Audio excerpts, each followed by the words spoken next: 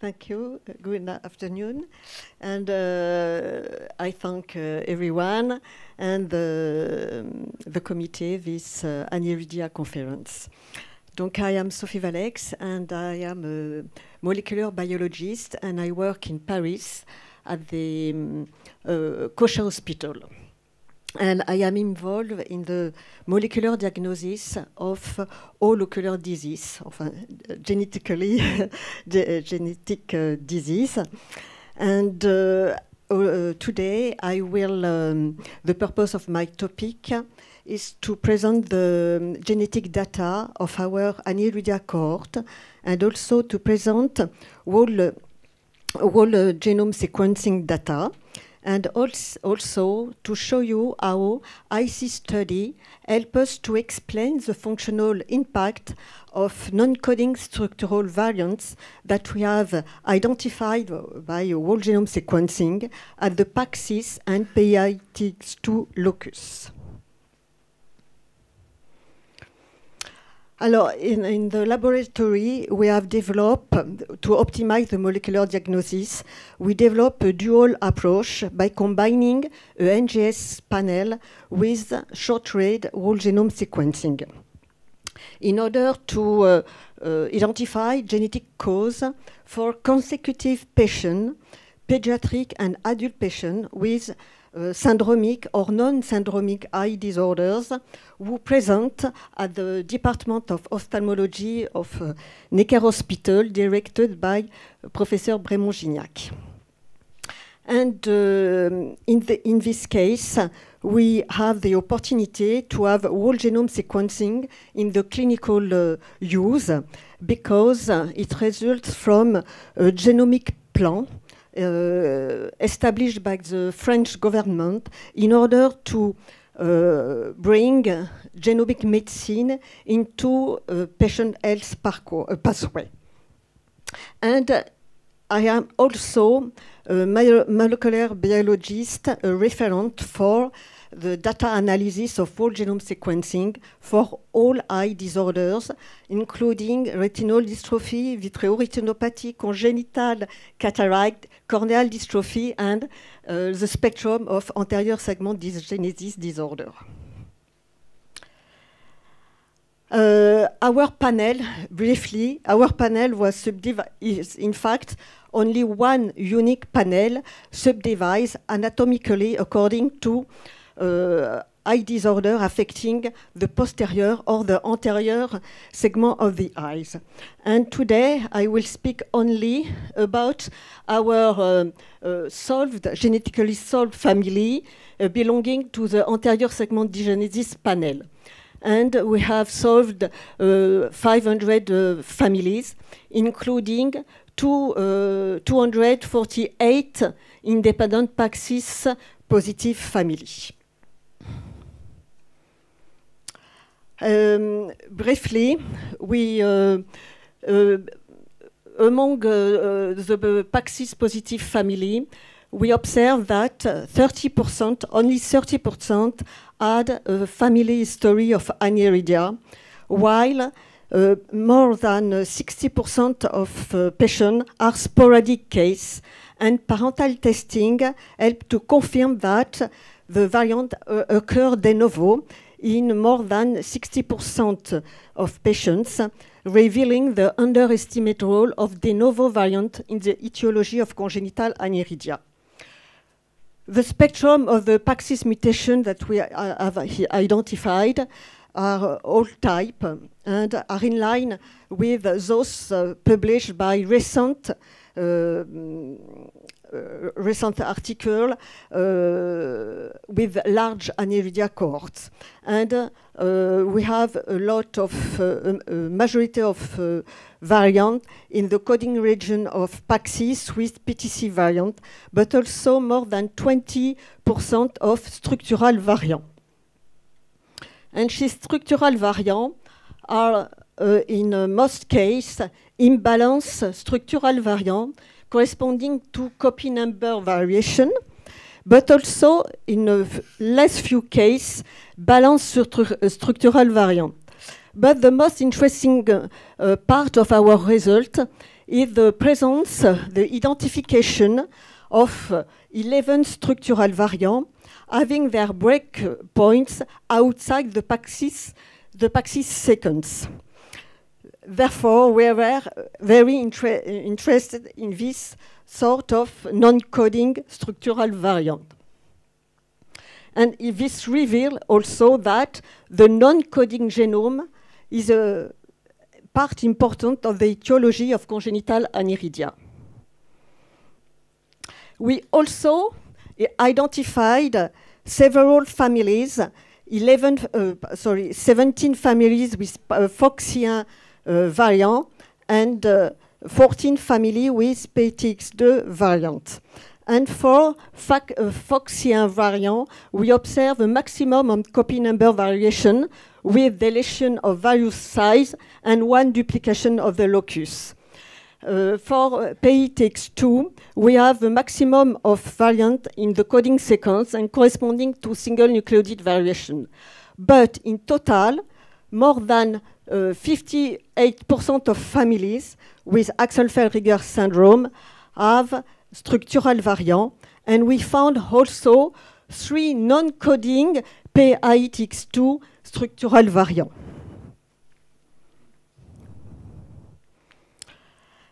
And then, for the other families, we identified disease-causing gene in 53 other genes than Paxis, explaining other Paxis overlapping phenotype.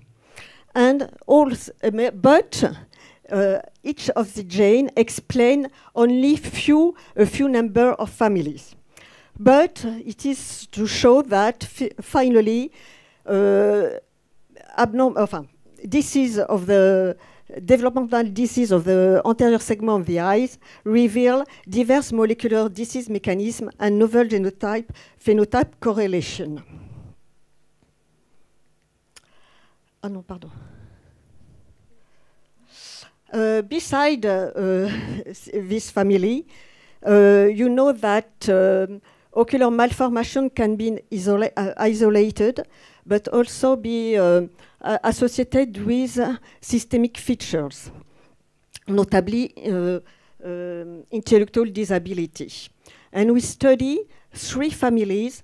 We present with a syndromic form of ocular malformation of unknown etiology. And we use whole genome sequencing at the first step to identify the genetic cause. And we found this de novo disease-causing variant in 3 genes, very well known to be involved in neurodevelopmental disorders. And it is very interesting because all this family remain negative after several years of investigation. And here, this finding highlight the utility of whole genome sequence as the first line unbiased approach to solve complex phenotype association.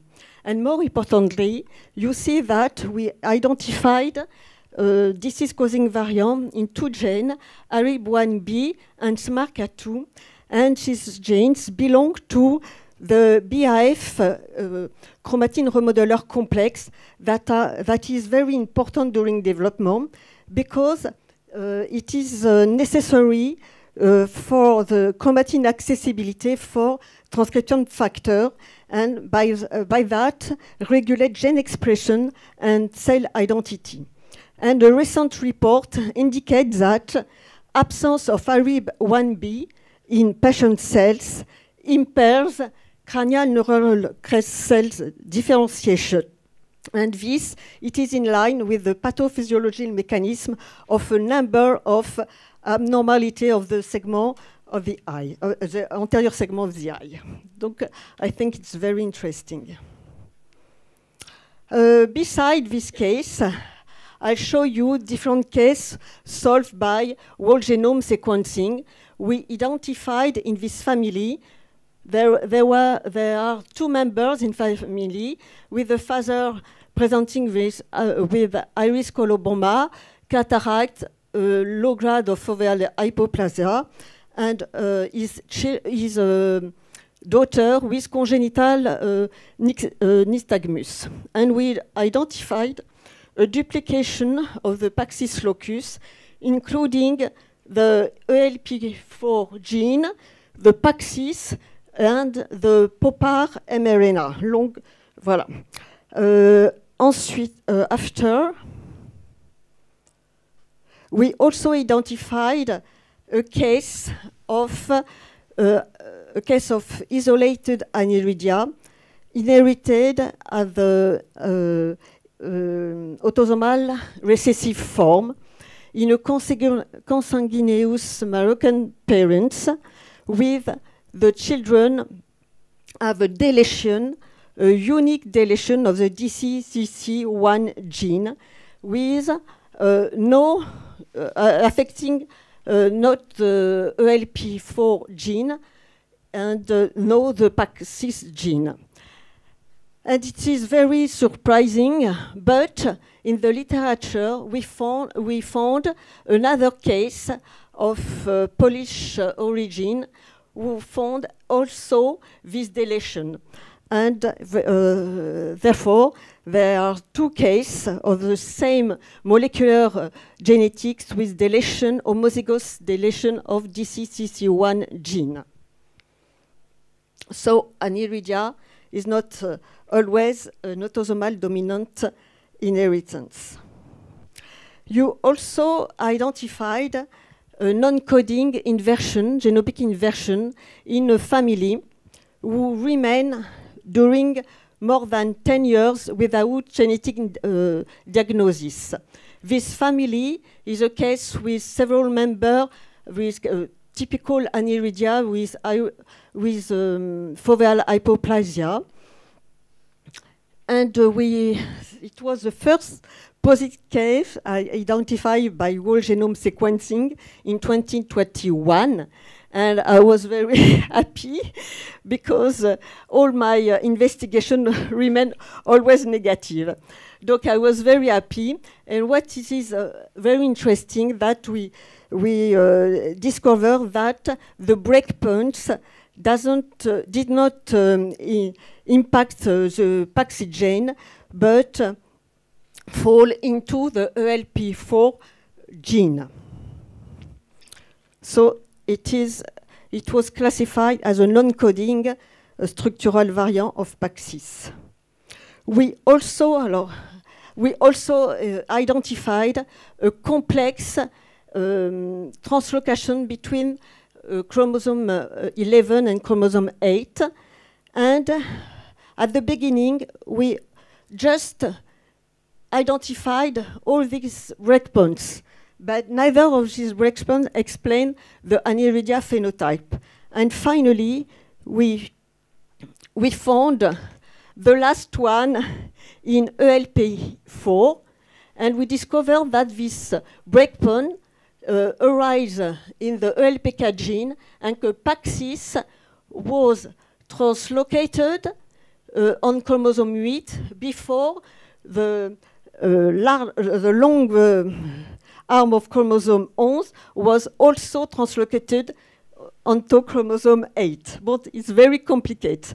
But finally, we identified this breakpoint, and we showed that this translocation also results from a non-coding structural variant and less Paxis intact. We also identified structural variant in two cases of Axenfeld-Rieger syndrome, and in the non-coding region upstream of the PITX2 gene, in a familial case here, and in a sporadic case of Axenfeld-Rieger syndrome. And it is also there a breakpoint in non-coding region of the PITX2 locus. To confirm this anomaly, we perform cytogenetic analysis, and we discover that the karyotype was normal for the PAX6 inversion, whereas for the PATX2 inversion, we detect the inversion. We also perform optical genome mapping to see to check if this technology identified inversion, and for the PAX6 inversion, we obtain a positive result, and also for PATX2 structural variant. Alors, in summary, sorry.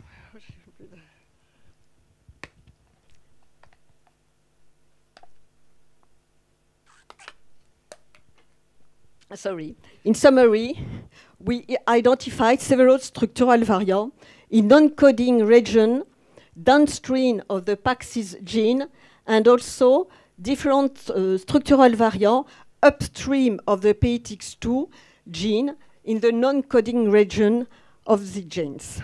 How to explain the phenotype? It is the most difficult.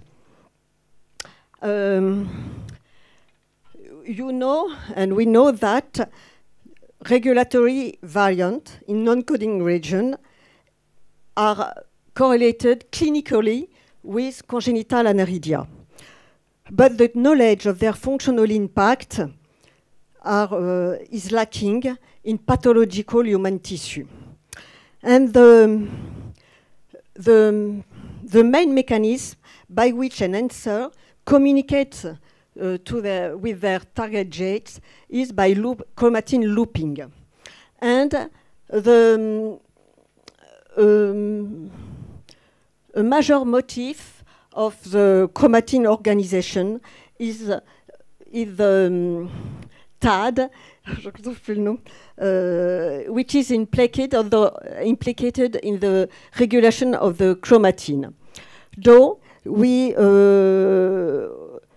experiment a novel technology to try to gain insight of how long-range interaction, alteration of long-range interaction can be implicated in congenital aniridia. So we apply a novel technology to analyze conformational chromatin, the IC. And the principle of this technology is to analyze the chromatin in his 3D conformation, and to stop this conformation and to massively sequence the sequence that interact. So you can deduce their genomic coordinate, and you can establish IC map and to detect which region interact with each other, and you can have the genomic coordinate and the enhancer and promoter interaction. So we try to apply this technology from patient tissue, and we from skin fibroblast of the PAX6 inversion family and one family with PATX2 inversion family. We obtained 2 skin fibroblasts from 2 affected patients ici with the control family member, and 1 patient with PATX2 inversion and a control normal individual. And we generate IC contrast matrix of high resolution of human chromosome 11 and human chromosome 4. Here you can see the IC map of chromosome 11 with the control individual and a patient with PAX6 inversion. And you can see region with high intensity interaction and low interaction map. Here you can see that patients with the PAX6 inversion have a butterfly motif, which means that there is a structural variant of inversion type, which is absent in the control individual. So you can conclude that the IC is able to detect structural variant directly in human patient. After, it is another presentation, original presentation, with the control and the other patient with the inversion. So you can see you have the butterfly motif with the inversion also in the second patient analyze. Oh, pardon. Here, we want to try to analyze more precisely the result of IC. Here is the control IC map. Here, the PAXI STAD. And you can show high intensity of signals which correspond to high frequency interaction in between genomic region located downstream the PAXI gene and the upstream region of PAXI gene.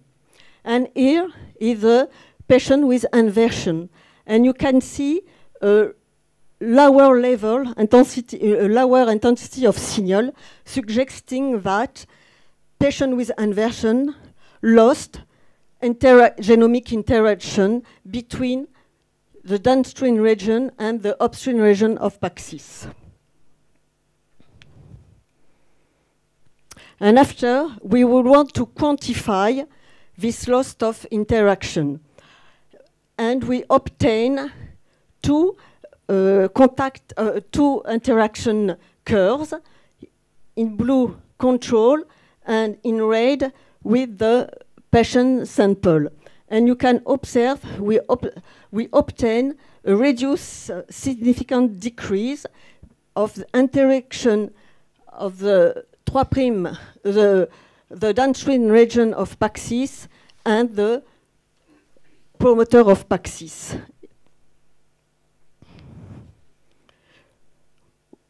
Here we do the same with the PITX2 inversion, and we also found the butterfly motif only in the patient sample. Donc also IC is able to identify the structural variant. We have here the control normal sample and the inverted sample, and also we can see that PITX2 have high intensity signal with regions upstream of the promoter of PITX2, and its interaction is lower in the patient sample.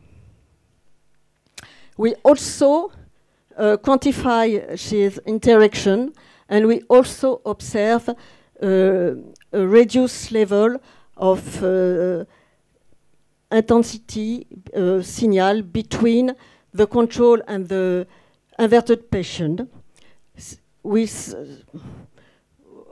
only patient, and we also quantify the mRNA transcript of PITX2, and we observe a lower level of PITX2 mRNA compared to the control. Therefore,